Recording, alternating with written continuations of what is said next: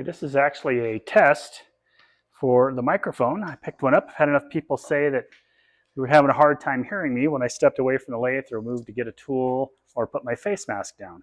So I've picked myself up a new lathe, a new microphone, and this will be our first test. I've got this lovely piece of cherry. It's dry without any splits in it, just a branch, but I think we can make a nice little live edge bowl for an experiment. Just a quick test. We get out my measuring thing here and see what we have.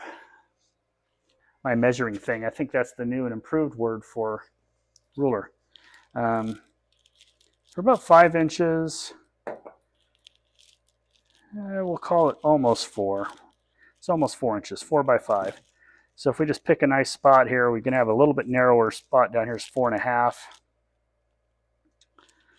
And we've got some interesting shape here. But we have nice level sides up on top. So maybe we'll put the live edge up on this side for the live edge. So let's see where we got. We're at 5, so we're 2.5. Just make a little mark there, just to kind of let us know where the middle is. If we're going live edge, that flat will give us a nice uniform look, I think. So let's try that out. Just going to give it a little tap here. We'll pull the rest over. Should have done all this first, because I need multiple hands. All right, get back to our mark. There. Push this in, look for some straightness, see how we like the way it looks. We have a little bit of a wider side out this way, but I think that our angle's pretty good for flatness. So I'm just going to crank that in there. We're going to be a little off, but this is a small piece, and we're just kind of testing some microphone stuff and making sure it works. So I'm talking right now, as you can see, with out my face shield down, but I'm just walking away from the lathe quite a bit just to see if it still picks up well, if you guys can hear me all right. I get a couple of comments, or people like it when I don't talk and I just turn. Other people are like, oh, I need you to explain it to me. Can you need more explanation, more turning time, talking? Other people are like, oh, just play some music. I haven't figured out yet what's the best style for me personally. But I'm looking forward to figuring it out. And hopefully you can leave me some feedback. Say, you know, where would you get the most value? So we can jump right in there at 795 RPM. I still have my face mask down, or face mask up, so we're hoping you guys can still hear me. I'm going to grab one turning tool over here. Just grab a bowl gouge. So I'm going to be using standard, you see there, standard swept back bowl gouge, a little bit narrower heel than my crown. And this is Benjamin's Best. These are very inexpensive. You get them on Amazon. I get good grinds. They hold an edge pretty well for this type of turning. I put one on yesterday. I might have to go back and put one on. Let's see how it turns here first. So I've got my face mask down, and I'm still talking, hoping you guys can hear me all right. Just take a couple little light passes here. So if I can actually hear myself while I'm talking, I'd be more inclined to explain what I'm doing. When I do these live edges, I just start at the bottom, obviously, and try to get myself a little established. I find out where my rounds are going to be. There's no big work. I try to leave a lot for a tenon. And once you feel that you're a little too far away from the piece on your tool rest, just stop it, move it forward. So this cherry bark generally wants to pull right off, but you can see we're going to have some nice spalt. We may get up here and have some cherry bark left, but if not, it'll still be a pretty natural edge bowl. I like this type of wood a lot.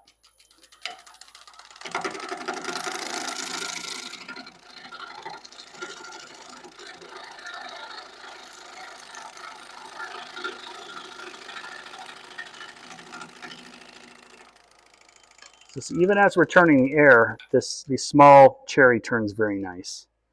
We're getting a little cut out there. I'm going to leave as much of this flopping around until we get to the round portion. You can see we got a ways to go. So I need to establish where I can get a tenon first, and then from there we'll figure out what the shape's going to be.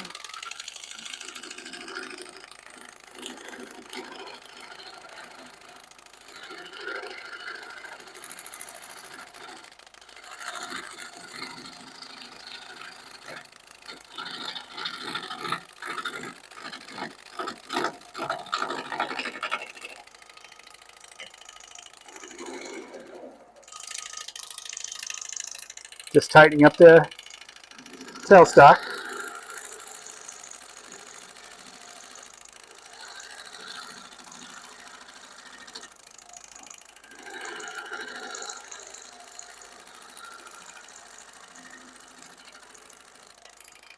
Let's see where we're at. So we still haven't gotten round enough yet to have a full tenon down here, so that's going to be a key component. But we can see we're going to have some of that traditional cherry. We got some nice pretty heartwood, and then the lighter green sapwood on the outside. And we're almost round on that end, and we're a little low on this side. So it's going to be a little smaller bowl, but it should still be pretty.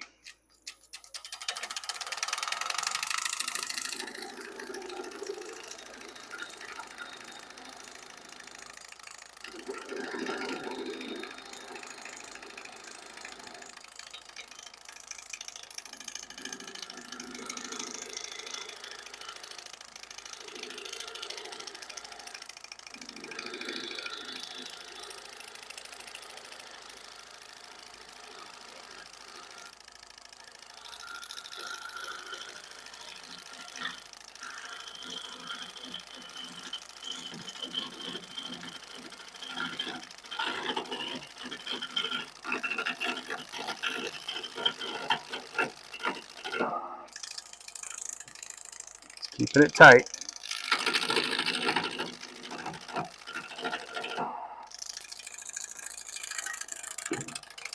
So the sooner we can get onto a chuck, the better we'll be on this one.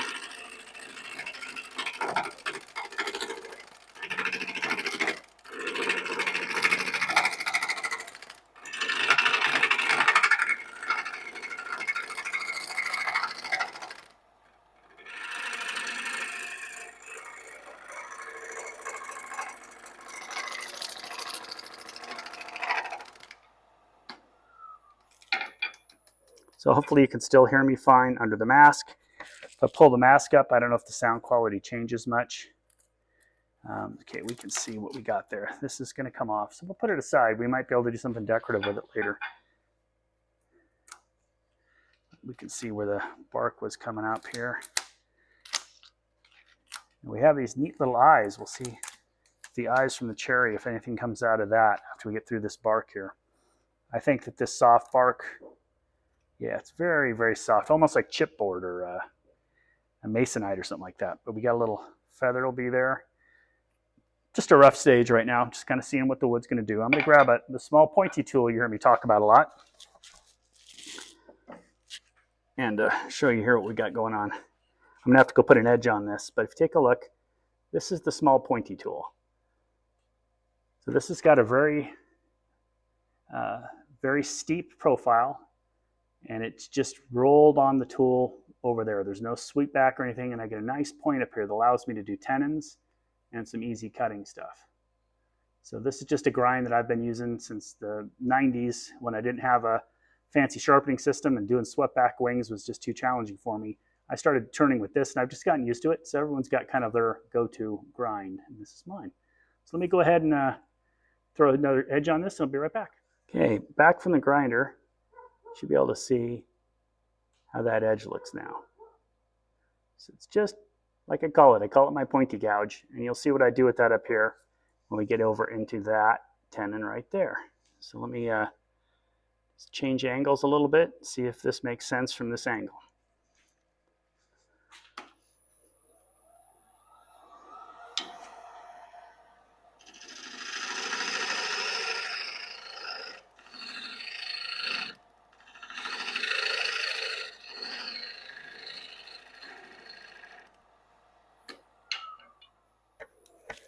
So now we've actually established where the tenon can be all the way around and have a flat bottom to put it in the chuck.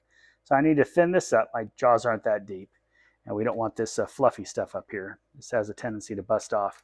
And then from there, we'll finish up our curves and get our nice swoop of what the bowl is going to look like.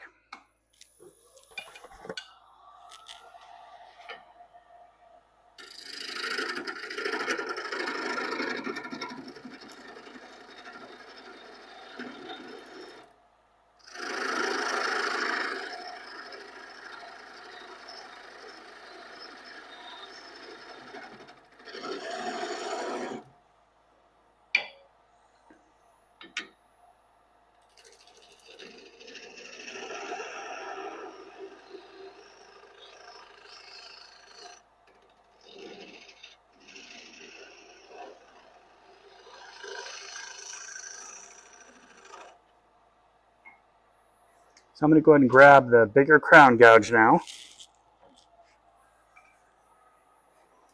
Has a nice sharp edge on it. We'll just take a nice easy cut up to the round.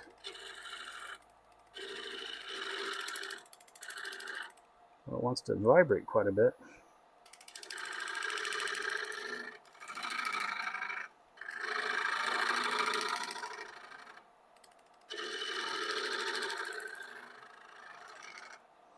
It's a good chance. Yeah. So last night I was turning some big maple. Let's see if you can see that in here. Turning some big maple, and it just ate up that edge overnight. Little sharp to the touch, but the tip and everything is not ground off good. So I'm going to go ahead and throw that back on the grinder and be right back. So fresh back from the grinder. It's traditional Irish grind or swept back 55-degree bull gouge. And this is on my Hurricane, which is made by Crown Tools. So it's really the same exact tool you get if you buy Crown or Hurricane. Just kind of depends on who has them in stock.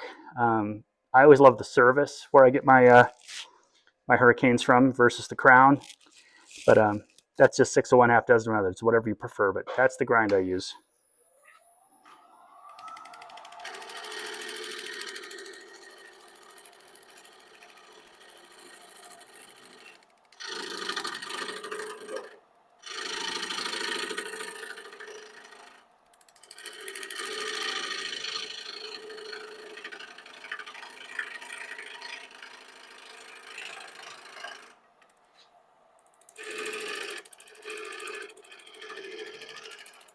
It wants to dance around quite a bit.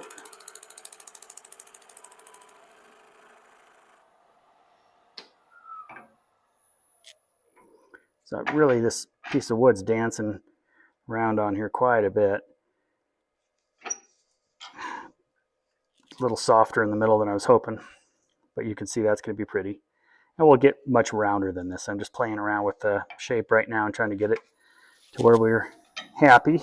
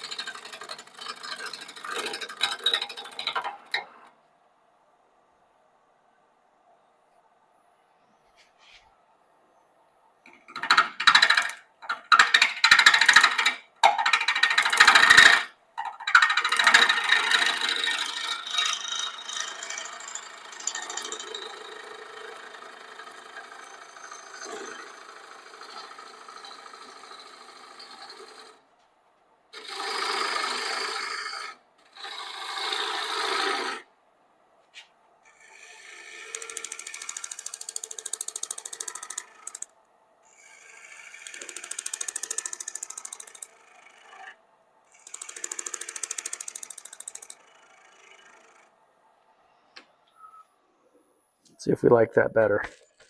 So you can still see how pretty the wood's going to be. A little of this whipping around on me there. But yeah, it's coming all the way off. So as soon as we get these two sides matching and this rounded off, I'm going to feel pretty good about the shape. And then this will obviously round way down into the tenon when we finish the bowl on the other side. But yeah, it's got some very pretty figure. A little interest in there with the feather. I just got to get up there and clean up that top. You saw me going against the grain just as a roughing cut. And that's intentional to just try to clear some material away from the top.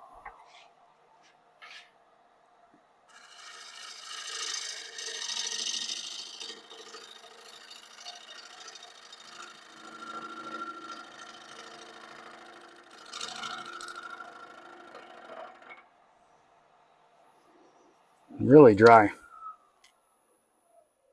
I don't think I've had the privilege of turning a cherry log that's dry. It hasn't been just a crack machine. Cool. Well, let's see. Get closer.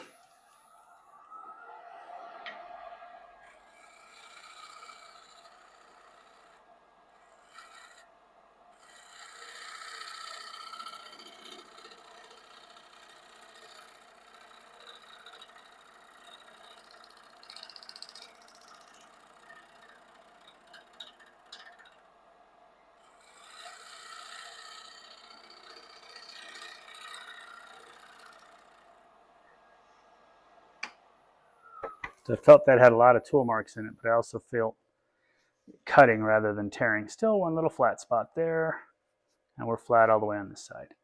So once we go ahead and pull some more of this material away so we can continue our curve down and round that up to the top.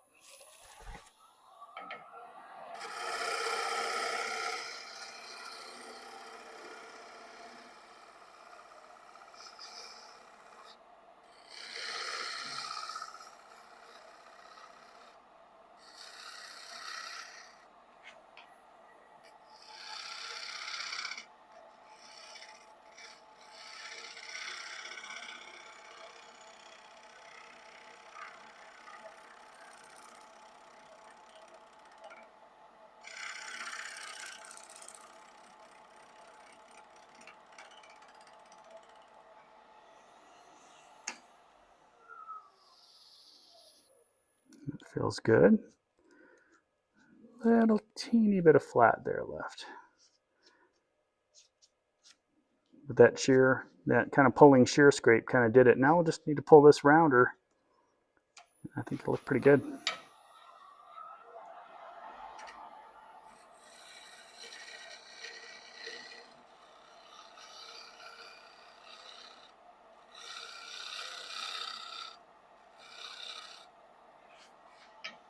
Now obviously, taking the kind of time I'm taking on a little teeny cherry bowl isn't going to make you much money. But if you just enjoy making beautiful things and not letting anything end up in this burn bin, this is a fun little Sunday project. You really work on a bunch of different techniques. I'm kind of doing a pulling shear cut right now.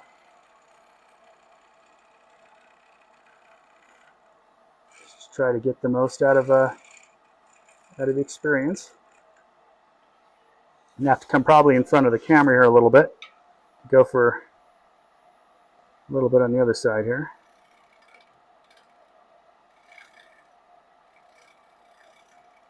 I'm watching the horizon over there, looking for any irregularities in my shape and any major tool lines that we don't want to have to try to sand out later. So if I can get most of my cuts even, still a little tear out up here, but it goes down into the rings of the grain across it. If you notice where the tear out is, it's not directly where the tool line cuts are coming. This right here is the tool mark, but this tear out's coming in the heart of the tree. So we'll have to gently do a couple more little shears on that, but that'll sand out real easy on this kind of wood. And up here we got a pretty rough one, the way that comes around so fast. I'll see if I can get on the other side here and do that. So let me move the camera and give you a better angle of how I'm going to try to clean up this ugly tear out here.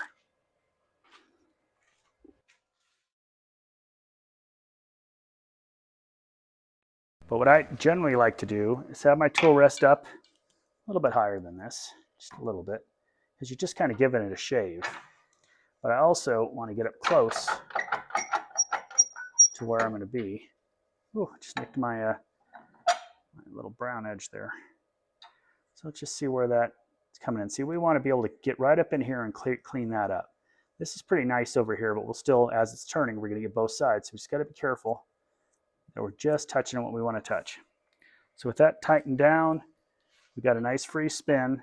Let's go ahead and give it a shot. I'm just resting my tool on the edge, using just the wing, just coming in and kissing it.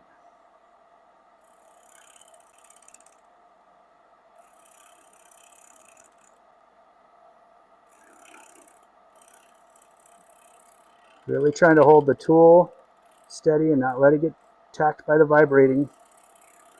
See, like it wants to vibrate because of the wings. It doesn't make that air. So what I'm trying to do is keep the tool steady, using the tool rest, obviously. Can't freehand that. See, that's cleaning that up. Clean that up on the tip. This stuff in here, we're just going to sand out. I'm not going to bother getting too deep into here because this will all sand out real quick with 120. We'll go 120, 180, 220, 320, and probably all we need for something like this. And this just be a little ring dish or something. So let me get the sanding portion of it. This is also giving me an idea if this new microphone setup's going to work with the dust collector. So I'm going to go set that all up and I'll be right back. All right, so let's see if you can still hear me with the microphone on and the dust collector at the same time. So I've got my face shield down. This is my normal volume. Let me know in the comments if you can hear me fine. I'm going to go ahead and start with Abranet, just to keep my box of random sandpapers here. And we'll start with 120 grit. I'm going to turn the speed all the way down to about 350.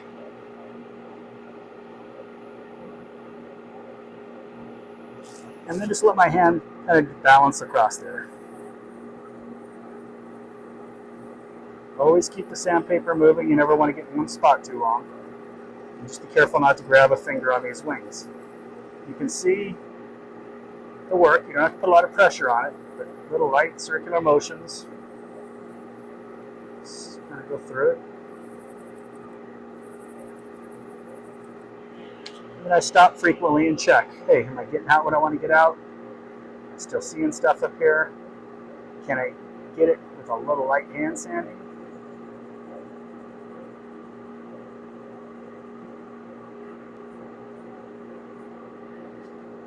I've been told that no one likes to watch sand. This is the worst part of any wood turning video. So I've been mostly going over it fast. But you can see a little tool mark right here, just a little 120. Go over that by hand. Massage that right out of the wood. I'm going with the grain. This is a 120. So all I'm doing is just going with the grain around it wherever I see some sort of tool mark I'm not happy with. Get back on this side, do the same thing. Generally get it right out until we get back to machine sanding. When something's spinning and you've got all that air, sometimes you can end up unevenly sanding your piece. You can see that's just a few strokes, hand sanding, boom, it's gone.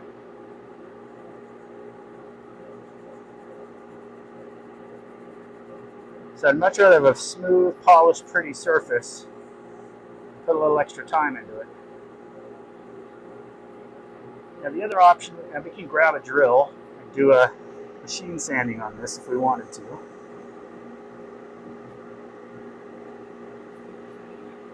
And after I get the main shapes and the main tool marks out, I'll probably do that. But this gives you an idea of what we're going to look like here. All right, well hopefully that gives you an idea. I'm going to go ahead and sand that. We'll get back when we flip it around. Okay, we're about ready to put on a little bit of the grit here after we've got the sanding done. I only went to 320, so there's nothing magical. And this is the shop-made grit I told you about. I got it from Woodworking McDaniel Styles recipe is what I use. He's got some great tips, and this is a super easy to make. You make it in the kitchen over your stove. It's just a mineral oil, F2 pumice is what I use for the grit part of that, and a little bit of beeswax. So I like to rub it in on these smaller pieces, make sure I didn't miss anything. Get it in all the little cracks and crevices.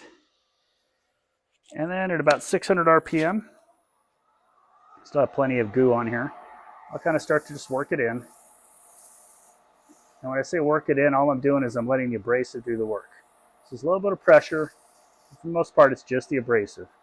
And the abrasive's on there. It's very fine grit, kind of like the equivalent of about 800 grit sandpaper.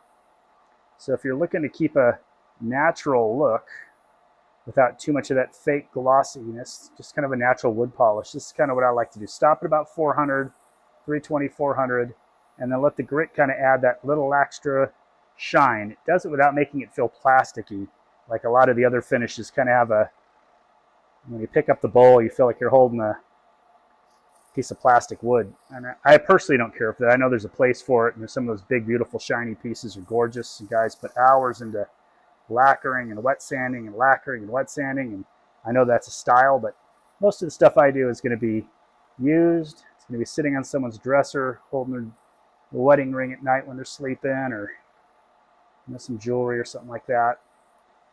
It's not going to be in a gallery or behind glass somewhere. This is day-to-day use stuff. So you have to make it in a way that's easy to maintain for your customers.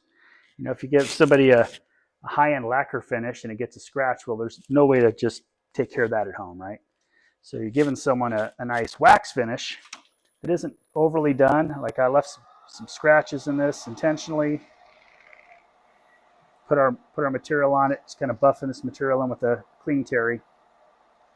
But you end up with a very different kind of feel, look and feel. One's very organic and one's very kind of artistic and a little divorced from the natural, in my opinion. Again, there's a place for everything, and that's just a preference and a style. Now that's nice and hot and pretty, and there's no wax on that or anything yet. That's just the wood, just the beeswax. I have another round of wax, but we'll probably just take it over, throw a little carnauba on it on the buffing mill when we're done. But it's ready to turn over, so I'll flip that around and we'll hollow out the inside. Don't think we're going to go super thin on this one. Probably right around quarter, somewhere close to probably 3/16 of an inch, a little over an eighth. But I think that'll be a good look, and we'll see how it works. Go ahead and put our chuck on here. This is a very inexpensive chuck. It's the first chuck I ever bought. And it's because I turned on faceplates for a long time until the chuck became within my financial reach. And that was when Amazon had them about 5 years ago, I guess. I picked this one up and it's been a little workhorse for me. Now I've got 4 chucks now. I've got a Nova, a Hurricane, a one-way, but this little sucker still gets up here, and I'm really happy with them on the little things. So I've got about half speed, and it's ready to hollow. So let me reset up here and get you in an angle that'll actually make some sense instead of just looking at my elbows, and I'll show you how I hollow these little live edges. All right, so we've got it spinning up. I'm going to go ahead and remove the tailstock right now, because think about it, something this small, it may break off, but it's not going to be dangerous or hurt me, and then the tailstock will just be in my way. So let's pull this out, because it's sharp and pointy, and you don't want that in your elbow.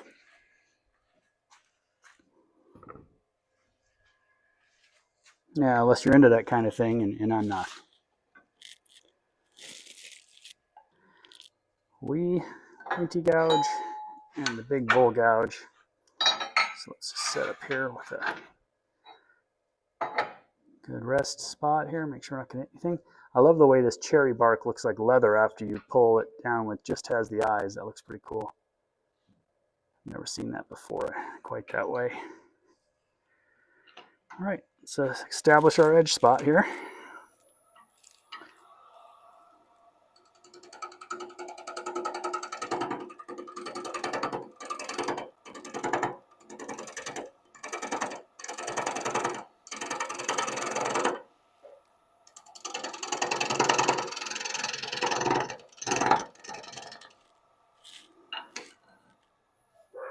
A lot of air there. And that's about the thickness we want. So now I'll start pulling that out with the bigger gouge, make it easy on myself. Get us a little speed.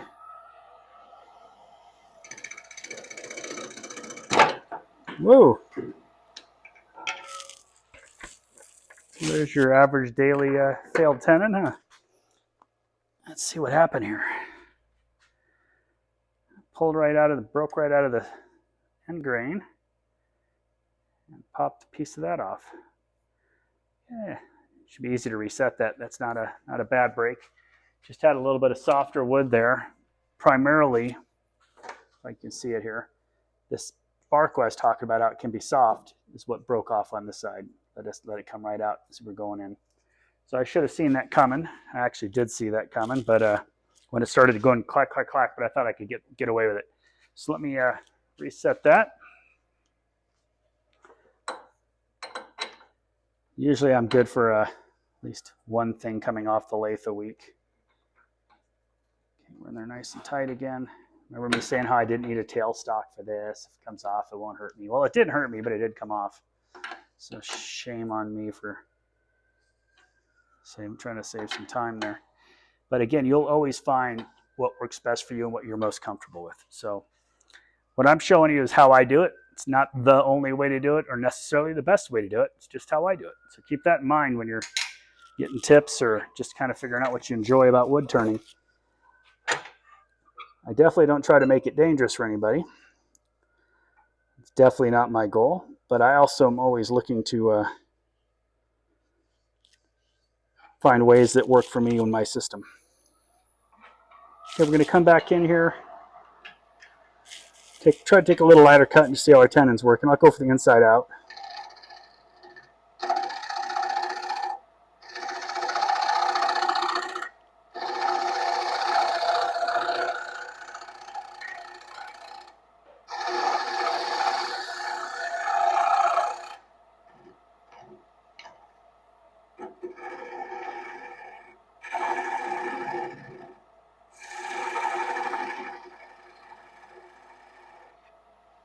Lower my tool rest just a little bit. Let's see how nice that's cutting here, though. Just got to get out to those edges.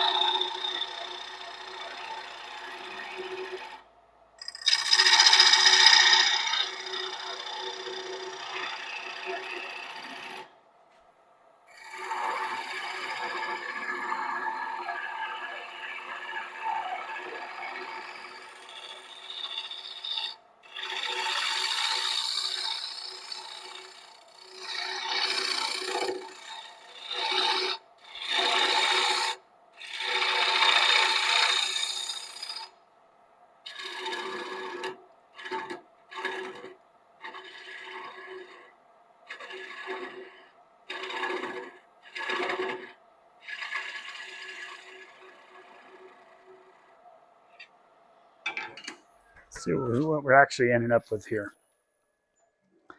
I'm still going to have to come in with the small tool, just keep going down to maintain our wall thickness.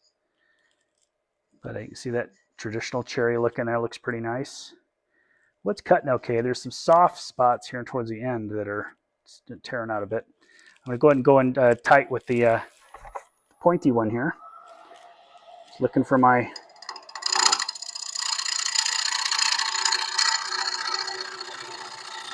trying to find the ghost edge.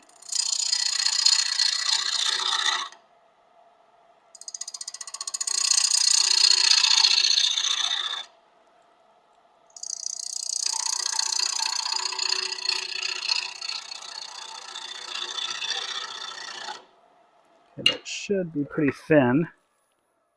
And I see some tool marks I don't like. Not bad though. Definitely take one more pass in there. Yeah, I can feel it. So yeah, I'll come in here and get one more nice thin pass here, and then that'll establish our rim thickness.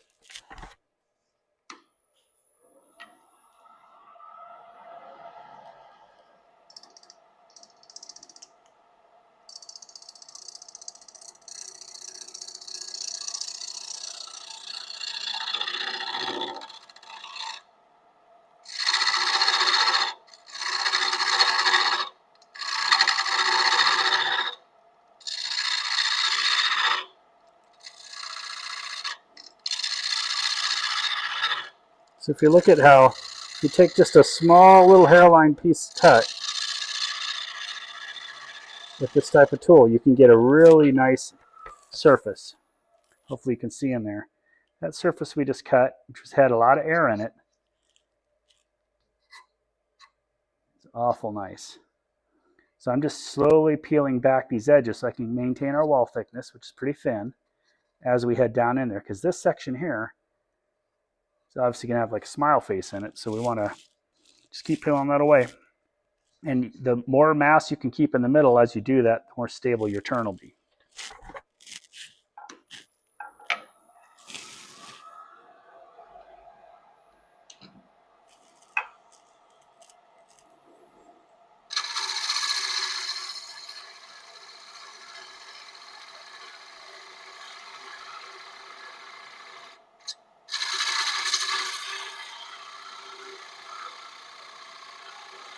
Just letting the tool self-feed. I'm not doing any pushing. It's down to a spot. You can just kind of feel where the tool's done feeding at that angle. So if you can get to a spot where you're comfortable letting the tool do the feeding, and you can hold it, you're going to get a nice, long, simple cut. So I'm just steering it. I'm not feeding it or putting any pressure in there.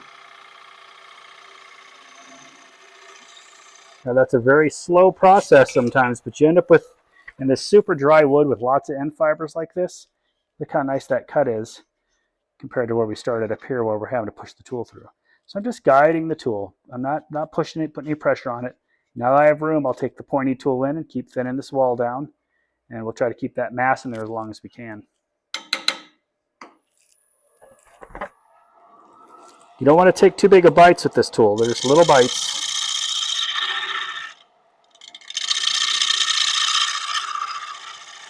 You'll feel it if you're pushing too hard.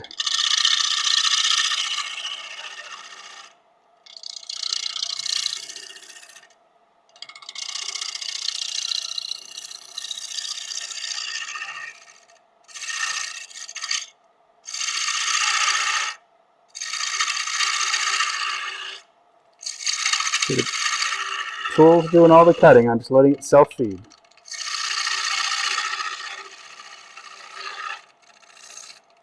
I can see my ghost line there.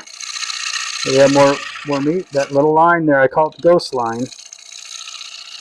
And I'm looking at the bottom of my turning, not where my tool's cutting, to see if those lines, I can see tool marks that I'm leaving behind.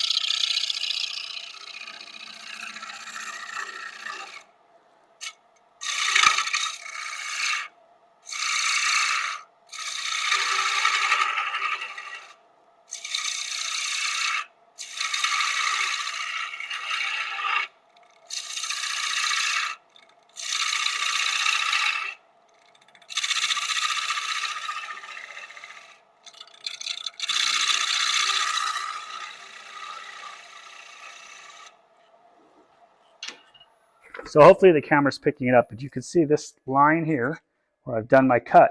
Since I have the air gap here, as the light hits that, it kind of gives me a strobing spot, like this is where you're targeting. This is where you have to come into to push that down. Getting close to our bottom over here, believe it or not, we only have about a ½ inch to go. So I'm going to go ahead and hog the rest of this out, and then we're going to get out a scraper to do our final finishing cuts.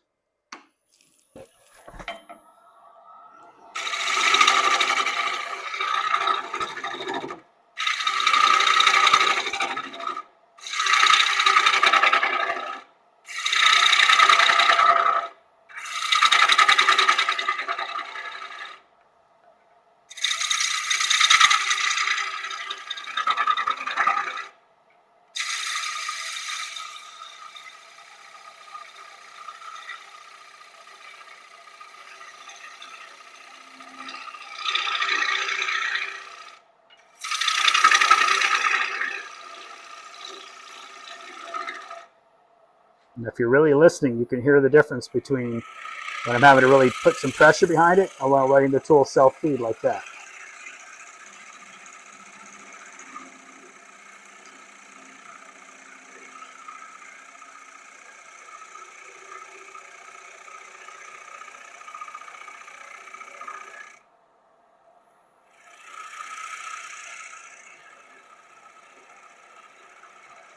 See, I'm just holding it firm on my tool rest. It's doing its own feeding.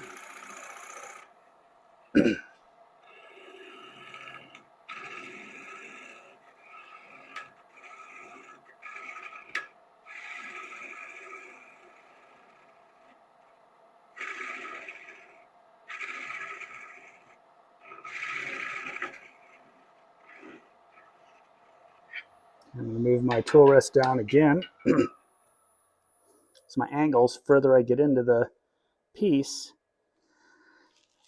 I want to keep my angle where you'll ride my bevel, and as we get further in, I lose that advantage.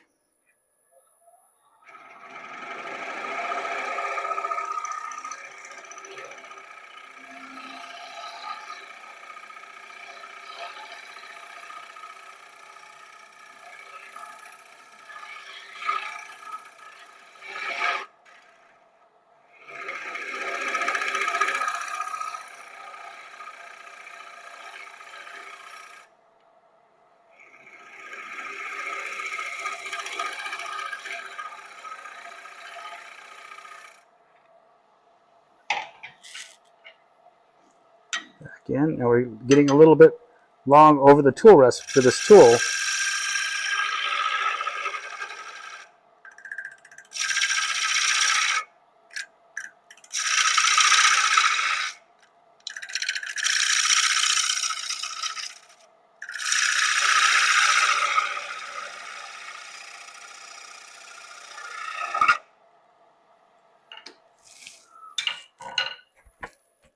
So now just dry, fluffy shavings.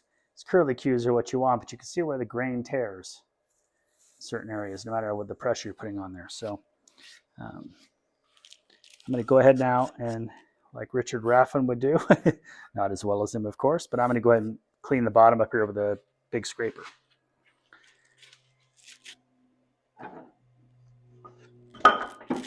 So I have the scraper from Grizzly Pro. It's from their M2 Cairo series. I don't know who actually is making these for them, but big, heavy ferrules, really nice handles, holds an edge really well. I've been really pleased. I just want to make sure that I'm up high enough that my shear scraping edge is going to be there right at just a little bit above or below center, and I can keep my handle up so I don't get a catch. Spin that, make sure I don't catch anything up. I haven't seen how this wood cuts yet with a scraper.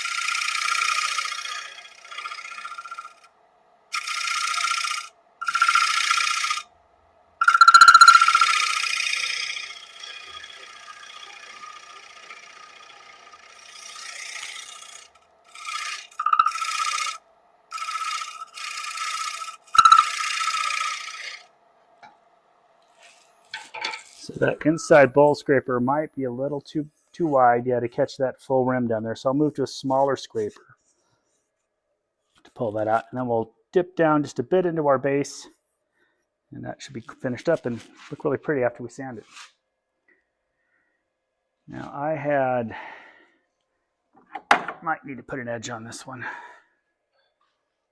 Oh, it's still got a nice edge on it. I can lift a little bit of a burr if I need to, but that's pretty good.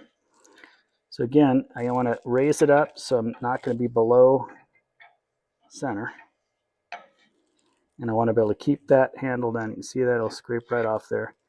Go up to the tip. See how you pull off the material you need. So let's see if we can get around the edge here. Get that up. If not, we'll go to a little steeper scraper.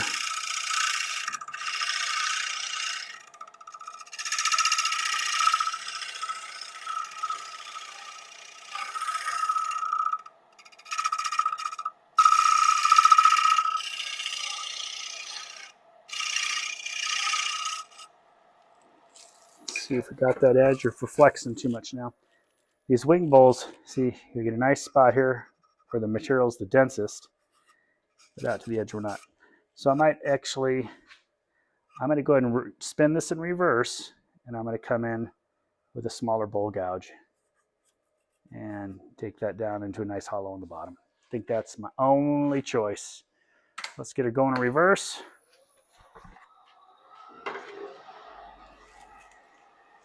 Now this is another Hurricane by Crown.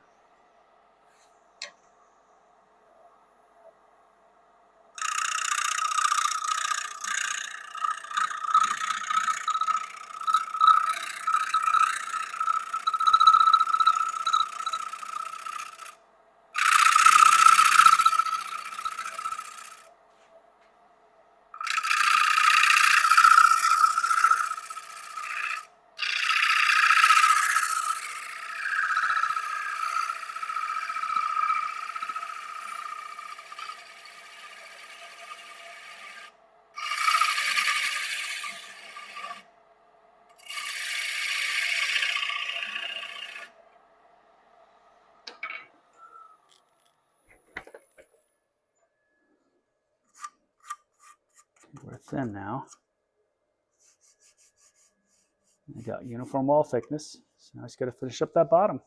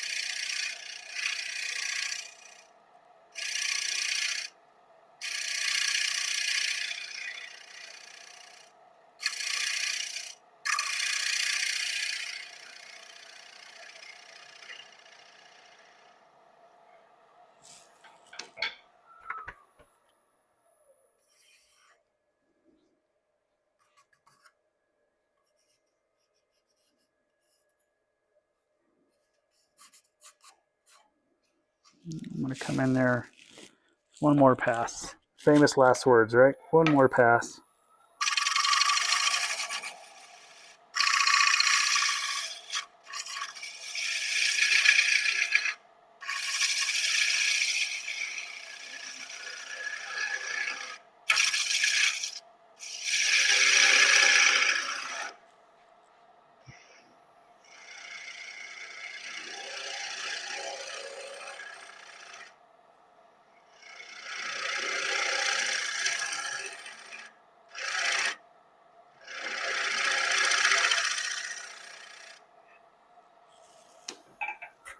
Didn't want a full flat bottom. I wanted a round, a more round down there. Yeah, there we go. Still have that lump in the corner. So that tells me, what does that tell me? That tells me I have to sharpen the small inside radius gouge here. So let's see if you can actually hear myself talk over the grinder here. So I'm just putting an edge on the angle platform on this inside radius scraper.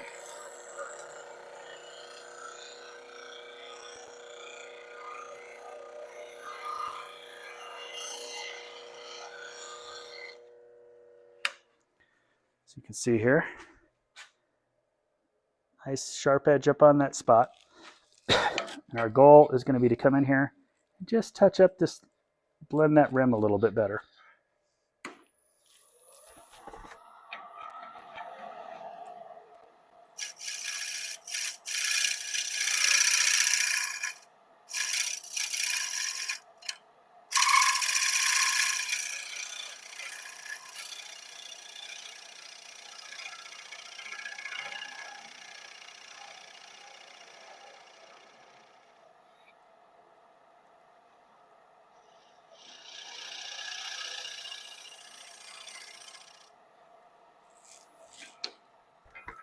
And that is ready for sanding. Nice clean bottom there. It's all just about getting the tool sharp and getting all the vibration out. So we'll have to hand sand these wings, but they shouldn't be too hard, and we're pretty thin there. Yeah. My micrometer is out of batteries right now. Let's say we're between, yeah, we're under an eighth. I'd say we're under an eighth at least, but it'll be pretty when it's done. So I'll get to sanding this and we'll bring it back around. We're ready to put some finish on it.